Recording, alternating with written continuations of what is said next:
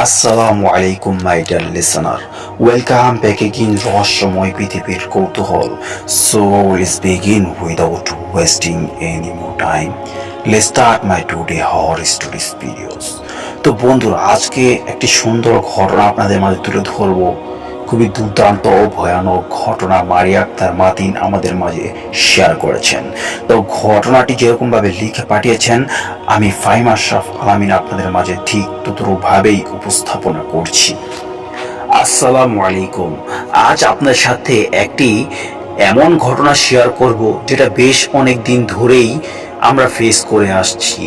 সবচেয়ে বেশি ফেস করছে মূলত আমার দাদি। তো শুরু করা যাক। রাত তখন 2টা বেজে 15 মিনিট।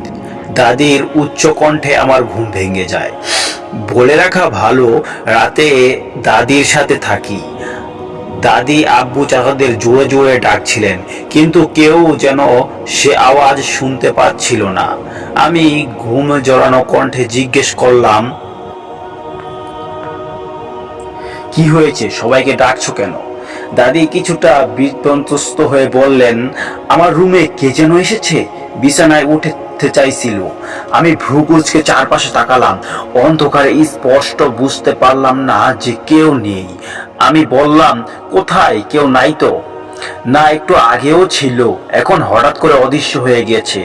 আমি এবার উঠে রুমের লাইট জ্বালালাম। পুরো রুম চোখ বুলিয়ে কাউকে দেখতে পেলাম না।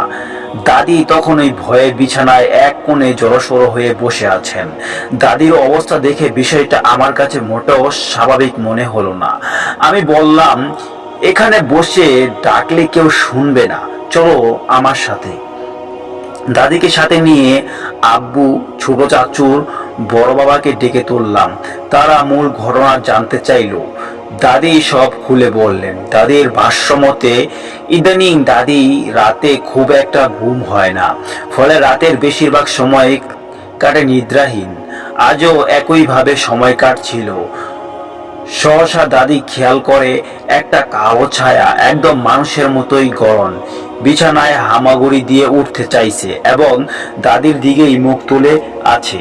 দাদি প্রথমে ভাবলো ঘরে কেউ কি এসেছে। পরক্ষণেই মাথায় এলো ছায়াটা দেখতে বেশ বড়সড়। ঘরের বড়দের মধ্যে কেউ এলে এভাবে অন্ধকারের মাঝে কেন বিছনায় উঠতে চাইবে, তাও আবার হামাগুড়ি দিয়ে? হয় রুমের লাইট জ্বালাবে, না হয় দাদিকে ডাক দিবে। এমন অদ্ভুত কাণ্ড কারখানা দাদির মনে ভীতির সৃষ্টি করে। তাই তিনি সবাইকে ডাকতে শুরু করেন। আশ্চর্যের বিষয় হলো, সবাইকে ডাকা মাত্রই ছায়াটা অদৃশ্য হয়ে যায়। আব্বু চাচারা তখন পুরো বাসা ভালো মতে পর্যবেক্ষণ করলেন, কিন্তু কোথাও কিছু দেখতে পেলেন না। তবে দাদি নিশ্চিত ছিল এটা কোনো মানুষ হতে পারে না, না হলে কি এভাবে অদৃশ্য হয়ে যেত? কিন্তু বাসার কেউই তা বিশ্বাস করলো না। তারা এটাকে নিশ্চয়ই একটা মনের ভ্রম ধরে নিল। যেহেতু দাদির বয়স হচ্ছে, সেহেতু তিনি অসুস্থ, সেহেতু মনের মাঝে এমন বহু কল্পনা আসে যেগুলো মনে হয় আমাদের চোখের সামনেই আছে। চোখের সামনেই সব ঘটেছে। দাদিও তাদের যুক্তি প্রথমবারের মতো মেনে নিলেন। এরপর থেকে ডাইনিং রুমে লাইট জ্বালিয়ে রাখা হতো। এটা মূলত দাদির মনের খচখচানি ভাবের জন্য। ডাইনিং রুমের লাইটে সব রুমই মোটামুটি আলোকিত হয়, তাই ভয়টাও কম লাগে। সেদিনের এই ঘটনার পর 2 দিন 3 দিন আর তেমন কিছু ঘটেনি। কিন্তু এরপরই একদিন দাদি মাঝরাতে উঠে ওয়াশরুমে যায়। ওয়াশরুম থেকে যখন তিনি রুমে এসে বিছানায় ওঠেন, তখনই তিনি দেখতে পান ওয়ার্ডরোবের উপর সাথে হেলান দিয়ে সাদা কাপড় পরিহিত কেউ বসে আছে। দাদি ভয়ে আর কিছু খেয়াল না করে অপর পাশ ফিরে শুয়ে পড়েন আর মনে মনে দোয়া পড়তে থাকেন। এই ঘটনাটা দাদি কেবল আমার সাথেই শেয়ার করেন, আমিও আর কাউকে এই বিষয়ে কিছু বলিনি। এরপর দিন রাতেই দাদি সম্মুখীন হয় এক ভয়ানক ঘটনার। এই ঘটনাটাও ঘটে রাত 2টার সময়। দাদি দেখতে পায় একটা কালো ছায়া দাদির দিকে হাত বাড়িয়ে দিয়েছে এবং দাদিকে ধরার চেষ্টায় আছে। দাদি ভয়ে দ্রুত শোয়া থেকে উঠে বসে এবং ভাগ্যক্রমে পিছের থেকে তিনি যেতেই পিছিয়ে আসেন। ছায়াটা ততই এগিয়ে আসছে। সেদিন দুটো কালো ছায়ার উপস্থিতি ছিল। অপর কালো ছায়াটি পিছনে দাঁড়িয়ে ছিল। দাদি ভয়ে চিৎকার করে আর বলছেন, না, আমাকে না। কিন্তু ছায়াটির কোনো নড়চড় নেই। সেই ঠিকই তার হাত দুটো বাড়িয়ে দাদিকে ধরার চেষ্টায় মগ্ন। দাদি ভয়ে কোনো সুরাও ঠিকঠাক বলতে পারছেন না, তবে তিনি শুনেছেন ছায়াটা কিছু একটা বলছে, কিন্তু কি বলছে তা ঠিক বুঝতে পারেননি। দাদির চিৎকারে প্রথমে ছোট চাচা ছুটে আসে, রুমের লাইট না জ্বালিয়ে দাদিকে এসে জড়িয়ে ধরে। ছোট চাচা আসার পরও ছায়াটা দাঁড়িয়ে ছিল, কিন্তু দাদি ব্যতীত আর কেউ দেখতে পায়নি। পরক্ষণে আব্বু, বড় আব্বা, আম্মু, চাচি সবাই এসে রুমের লাইট জ্বালায় এবং দাদি স্পষ্ট দেখতে পায় ছায়াটা কিছু একটা বলতে বলতে অদৃশ্য হয়ে যায়।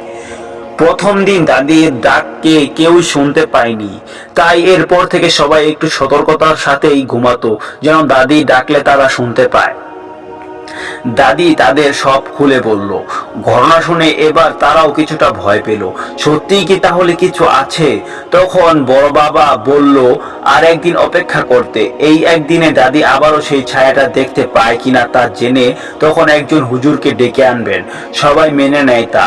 এরপর দিন ভোরবেলা ছায়াটা বাজে 6টা বাজে। মূলত এই সময় ঘরের ভিতরটা আলোকিত হতে শুরু করে, কিন্তু সেদিন বাসার ভিতর দেখলে মনে হবে যেন ঘরে আমাবস্যা ছেয়ে গেছে। কুচকুচে অন্ধকারে নিমজ্জিত হয়ে আছে বাসার প্রতিটি রুমে। সেদিন আবার আমার চাচতো ভাই জেগে ফোনে গেম খেলছিল।